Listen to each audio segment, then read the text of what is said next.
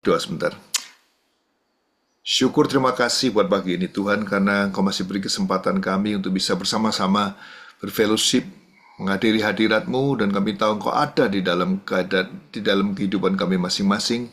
Dan saat ini Engkau juga ada di sini Tuhan. Tuhan, waktu selanjutnya Engkau yang punya, berbicaralah kepada kami. Kami perlu tuntunan-Mu Tuhan. Kami perlu arah Tuhan Yesus dalam kehidupan kami, supaya kami bisa maksimal dalam memuliakan nama-Mu. Terima kasih Tuhan. Berbicaralah kepada kami dalam nama Yesus. Kami sudah berdoa. Amin. Saudara, saya ditanya Pak Purtopo, Pak judulnya apa gitu, untuk sharing pagi ini. Saya berdoa sama Tuhan dan Tuhan beritahu judulnya adalah kurang percaya, saudara. Kurang percaya. Kita sebagai anak-anak Tuhan, kita diminta sama Tuhan itu percaya penuh. Kalau kita turun level ke setengah percaya, ini namanya bukan next level, tapi turun level ke kurang percaya. Dan itu tidak baik di situasi kayak sekarang, saudara. Sebelum saya bahas tentang firman Tuhan itu, saya ingin kasih review sedikit, saudara, tentang keadaan kita di Indonesia. Hari-hari ini kita ngalamin gonjangan-gonjangan yang nggak main-main, saudara. Kalau kita tahu lebih ke dalam, hari-hari ini situasinya kurang baik gitu ya.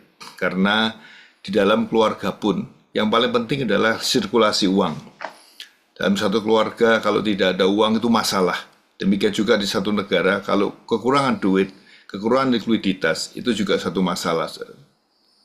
Masuk tahun ini pemerintah punya tujuan baik, membuat satu sistem yang namanya Cortex. Cortex itu core, jadi secara perpajakan itu dibikin satu tempat supaya lebih dalam orang itu mesti punya keadilan, yang bayar pendapatan banyak membayar lebih banyak, yang kurang yang bayarnya lebih kurang, dan seterusnya. Yang penting semuanya bisa terkoordinasi.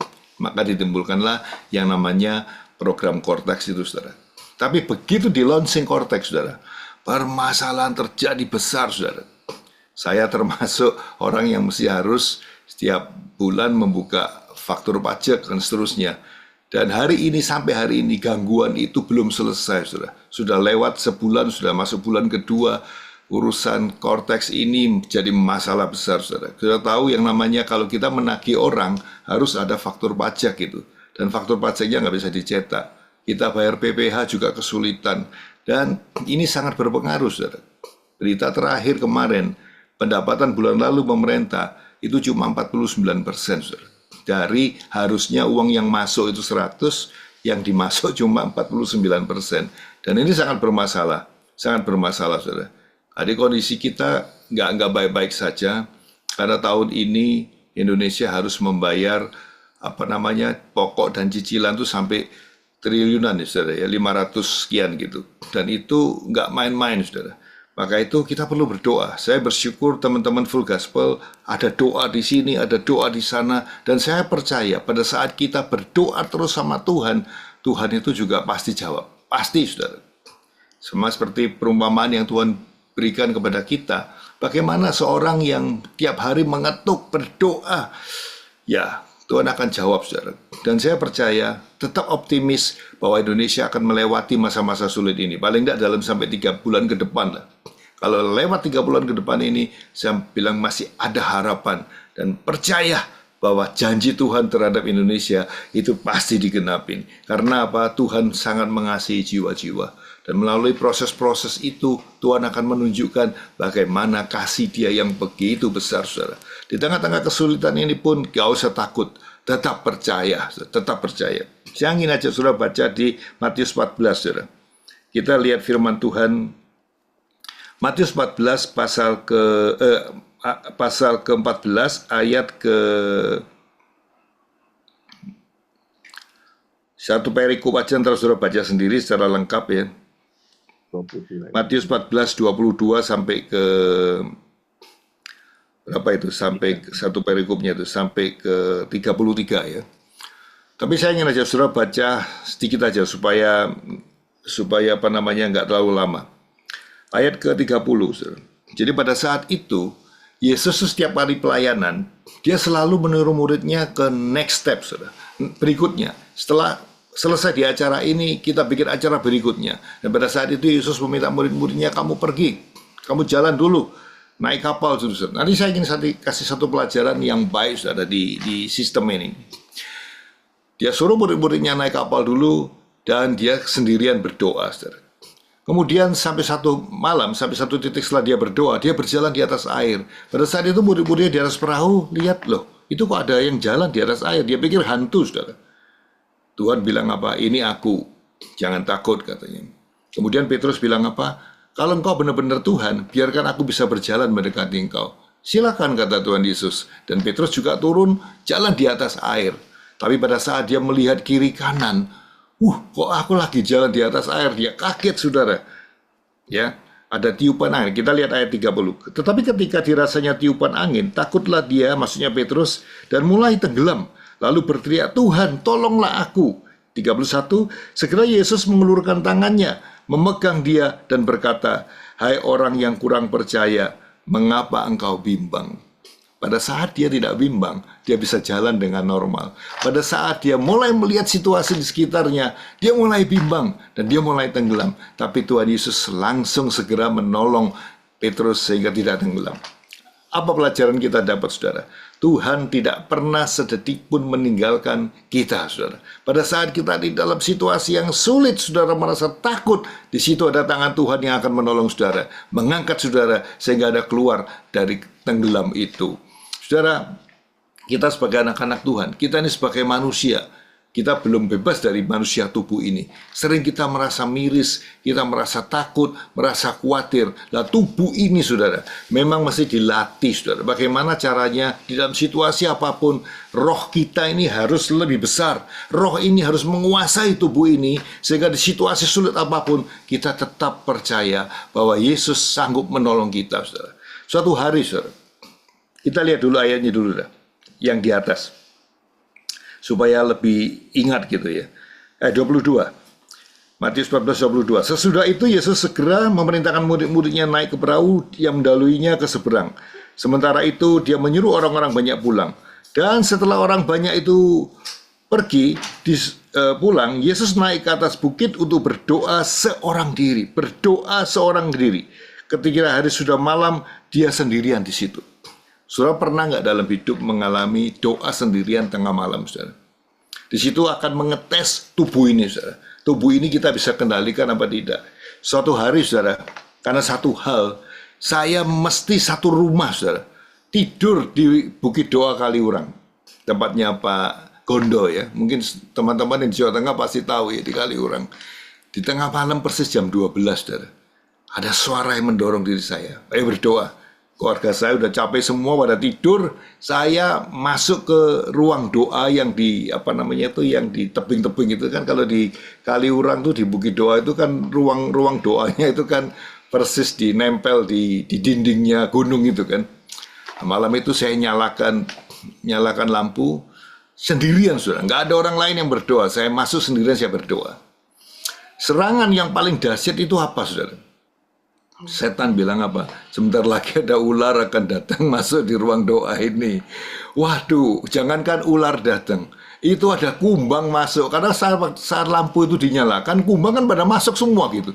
Itu sangat mengganggu, saudara. Daging ini rasanya antara mau melek, mau berdoa, atau mau lihat ada ular apa enggak gitu kan. Mau doa apa enggak. Dan disitulah kita merasa tubuh ini benar-benar doa enggak. Dalam hati pengen doa, rohnya mau berdoa, tapi rasanya daging ini menolak, saudara. Setan bisikin saya macam-macam gitu. Kamu lagi berdoa, ini tebing ini, tempatnya ruangan doa nempel ini, bisa jatuh gitu, bisa ambrol gitu, saudara. Dan memang pernah kejadian di situ, saya tahu itu. Suatu hari waktu hujan besar di Kaliurang, itu tebingnya ambrolnya itu masuk ke sungai yang ada di situ, masuk ke ruangannya perpustakaan. Di sana itu padahal perpustakaan itu banyak buku-buku yang yang sangat berharga. Saya tahu mentor saya Pak Damaris itu punya buku-bukunya, semua banyak yang ditaruh di situ, saudara. Habis semua loh kena terombolan longsor itu. Saudara bayangin situasi di mana kita sedang berdoa, suara-suara itu datang, saudara. Waduh lah, disitulah kita perlu latihan, saudara. Perlu latihan. Latihannya bilang apa? Isben lah, harap mati ya mati gitu kan. Orang Jawa bilang, lah itulah satu titik di mana Anda bisa melawan semua kedagingan itu. Saya tetap berdoa, saudara. Wah, nyembah Tuhan lah. Kalau kita lagi di dalam situasi yang seperti itu, mencekam, apa yang kita lakukan? Ya berbahasa roh itu, saudara. Menyampaikan keluhan-keluhan, roh menyampaikan keluhan kepada Tuhan. Sampai satu titik, saudara. Level ini naik, saudara. Your faith come up. Itu yang namanya level up, saudara. Full Gospel yang tahun-tahun ini judulnya level up apa? Kita mesti mulai keluar dari yang namanya daging menuju roh. Dari daging yang menguasai, yang mayoritas, menuju roh yang mayoritas. Lah kalau roh ini yang mayoritas, segala persoalan apapun yang sedang kita hadapi pasti bisa dilewatin. Karena apa? Hidupnya karena janji. Bukan karena mikir, gimana begini, no. Tapi janji, is hope, saudara, is hope. Tadi Pak Purnopo cerita, Pak Tasri ini berdoa untuk keliling kemana-mana. Saya tuh saya merenungkan, saudara. Waktu usia 7 tahun, bapak saya meninggal. Suatu hari saya tuh masih belum percaya Tuhan, kan masih anak umur 6-7 tahun gitu kan. Saya pernah dodok, sudah di rumah saya di Surabaya. Saya itu menghadap jendela rumah model Belanda itu kan besar gitu kan. Saya merenungkan, saudara, tentang masa depan. Anak kecil kan, nggak ngerti gitu. Saya mau jadi apa di dunia ini, saudara. Suatu hari, saudara, di rumah itu ada petanya Amerika, tapi dibuatnya dengan lukisan. Kalau zaman dulu kan dibikin pakai gambar pakai tangan gitu kan. Tapi jelas sekali jumlah negaranya pada saat itu, saudara. Saya lihat ini di mana, Nebraska, California ini di mana, Florida ini di mana, besar banget negara ini. Tapi di tengah-tengah keluarga bapak saya meninggal itu sulitnya setengah mati. Saya tuh bisa bayangin, saudara. Saya cuma bayangin gini. Kalau Tuhan itu ada, suatu hari aku akan mau lihat di mana tempat ini, saudara. Tempat ini di mana? Dan itu pengharapan, saudara. Dan hari ini, saudara, setelah lewat sekian puluh tahun, saudara, saya udah keliling semuanya, saudara. Bukan cuma di Amerika, tapi di beberapa bagian di dunia ini, saudara. Dan saya melihat, seperti ini ciptaan Tuhan. Bagaimana kasih Tuhan melanda dunia. Bagaimana Tuhan sedang bekerja di dunia ini. Dan ternyata itu benar, saudara. Firman Tuhan itu iya dan amin, saudara. Benar. Saudara, saya pernah cerita di sini bagaimana saya berdoa untuk perang Rusia dengan Ukraina, saudara. Saya sudah pergi keduanya, dari ujung sebelah sini, ujung sebelah sini, dan berdoa untuk perang itu. Dan saya percaya perang itu sebentar lagi selesai, saudara. Itu selesai. Demikian juga perang di Israel juga selesai. Tapi ada lagi, saudara, perang-perang yang akan datang, yang sedang dirancang, saudara. Maka itu kita tetap mesti berdoa. Kita nggak cukup berdoa cuma Jumat, enggak. Tapi setiap saat berdoa, melihat apa yang Tuhan sedang lakukan di dunia ini, saudara. Semua kesulitan demi kesulitan, saudara lihat pengungsi yang rumahnya habis, semuanya hancur semuanya. Dan hari ini Amerika sedang minta kalau bisa Gaza itu dijadikan bagian dari Amerika. Jadi orang-orangnya mau diusirin semua. Dan ini kan kacau, saudara. Dunia memang sedang kacau gitu. Akhir zaman itu sedang terjadi kekacauan. Tetapi yang firm cuma satu, saudara.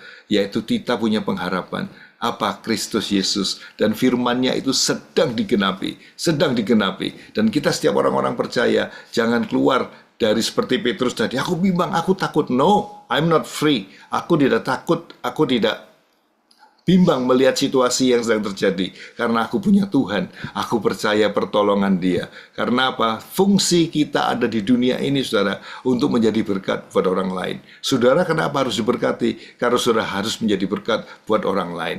Itu yang saya bisa sampaikan pagi ini, saudara. Judulnya apa? Jangan bimbang, jangan khawatir, jangan kurang percaya, tapi percaya penuh. Tuhan Yesus memberkati. Silakan Pak Murtopo.